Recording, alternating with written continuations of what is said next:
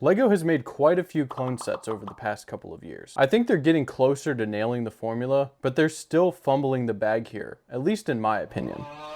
In this video, we're going to talk about what LEGO has been doing with their clone battle packs. We're going to take a look at what they've done over the past 2 years or so, and then I'm going to give my thoughts on how I think they could really nail things going forward. First things first, we've got to talk about what makes a good battle pack, since that's the criteria I'm going to be using to judge these sets. This is all subjective, of course, so remember, there isn't necessarily one right answer here. This is just my opinion. As far as I'm concerned, the main thing that makes a good battle pack is having multiples of the same figure. You should be able to buy a number of these sets without ending up with a bunch of the same named characters. This is in the fans' best interest, but I also think it's in LEGO's best interest as a business. Fans will buy more than one copy of a set if they can use multiple figures for a mock, building an army, or whatever other reason people buy lots of figures for. The second thing that makes a good battle pack is availability. Now, you might not think that I should have to say this, but fans should be able to go and buy battle packs without them being consistently out of stock or back ordered. LEGO should understand the demand for their product and act accordingly. If you've been paying attention this year, you'll know where I'm going with this. But give me just a second and we'll get there. We can't talk about clone battle packs without talking about the 501st battle pack. I've seen lots of speculation online about how people think that this is probably the highest selling LEGO set by quantity ever produced. And if you ask me, I'd say that these people are probably right. The average shelf life of a LEGO product is 18 months, and the 501st Battle Pack has been on shelves for well over 2 years at this point. I've bought a number of these sets, and I've gotten them all for about $24 or even less in some cases. It's a fairly good value for 4 clones, 2 droids, and a handful of relatively useful pieces. If you search on YouTube, you can find tons of videos of people showing off their 501st armies. And it's been pretty entertaining to watch the rush of people trying to get as many of this set as possible before it goes out of production at the end of this year. As a side note, if you haven't yet, I recommend checking out some of the crazy alternative builds people have made using just 501st battle packs. All that to say, this set is clearly very popular and LEGO knows this. So you would think that because of this success, LEGO would understand the general popularity for clone minifigures. I mean, look at the aftermarket prices of some of these things. Bruh. Well, I wouldn't necessarily be 100% sure about that. In 2022, LEGO released the Clone Command Station pack, and from the start, there were a couple of issues with this set. To begin with, it included 2 regular Phase 1 clones, along with 1 clone commander, and this didn't really make a whole lot of sense to me. LEGO knows that people like to buy more than 1 copy of a set if it can be built into an army, and this set could have been the perfect candidate for that. Whether it's clones, stormtroopers, droids, or whatever else, people like to buy more than one of a set with grunt-type characters. If you base your ratio off of the Star Wars movies and TV shows, you're supposed to have 1 clone commander per regiment, and a regiment has 2,300 clones in it. I'm not suggesting that this is some sort of rule that has to be followed explicitly or anything like that. I mean, that would be kind of crazy. But maybe keeping clone commanders for larger sets or just out of battle packs in general could be a better option. This way people don't end up with a bunch of clone commanders that they don't really have any use for. The second issue with this set is that it's exclusive from LEGO.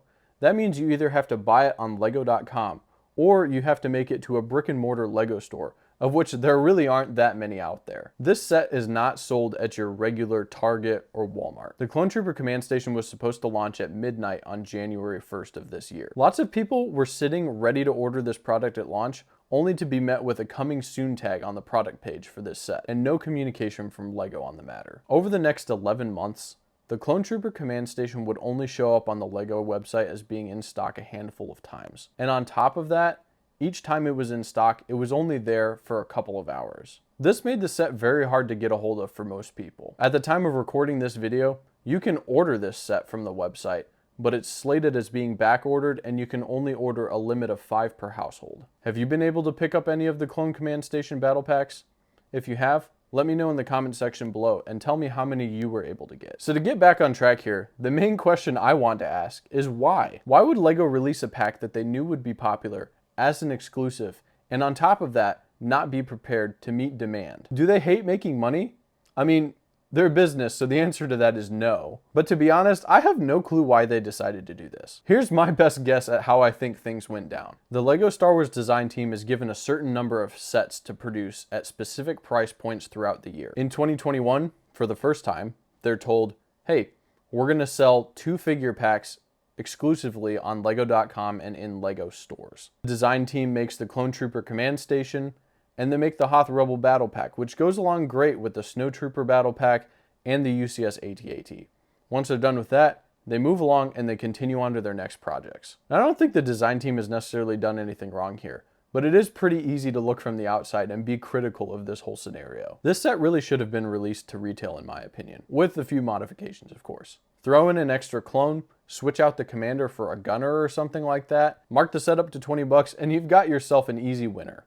For whatever reason, LEGO's decided that they're only releasing one Star Wars battle pack to retail per year. The set that I'm suggesting could have been an easy second battle pack to go along with the Snowtroopers that came out at the beginning of this year. And I think it probably would have sold really well. I mean, how many times have you heard people ask for a remake of this battle pack from 2008? I've seen people talk about how they would buy tons of them if they ever came out with them again.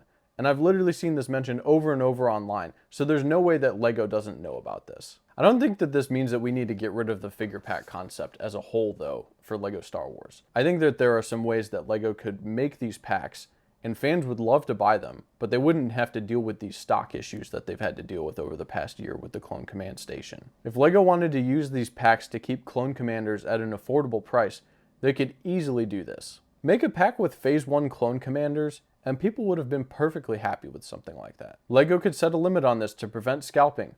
People would buy one or two of them because these are not army builders. LEGO doesn't have a problem keeping them in stock, and everyone's happy. Looking forward to 2023, I think LEGO's made a pretty wise choice deciding to release the 501st Specialist Battle Pack. The set will probably sell pretty well overall, considering the fact that it pairs very nicely together with the original 501st Battle Pack. I don't think that this is going to sell as well as the first 501st Battle Pack did because armies are made primarily out of general soldiers, not specialists, but I'm sure LEGO is well aware of that. In the future, I am really hoping that LEGO will go back to releasing more than one battle pack per year. The set that I would love to see personally is a battle pack with 4 regular Phase 2 clones. We haven't seen a regular Phase 2 clone since 2014, and at the time it only came in a microfighter or in the advent calendar set for the year. So if you missed out on that, you're pretty well out of luck because these things are like 25, 30 bucks at this point. Let me know down in the comment section below what your ideal battle pack would consist of. I love to hear about these sorts of things. It's always fun to see what people come up with. If you enjoyed this video, take a second to hit the like button down below and subscribe if you want to keep seeing more of my content. Otherwise, thanks for watching and I hope you have a good one.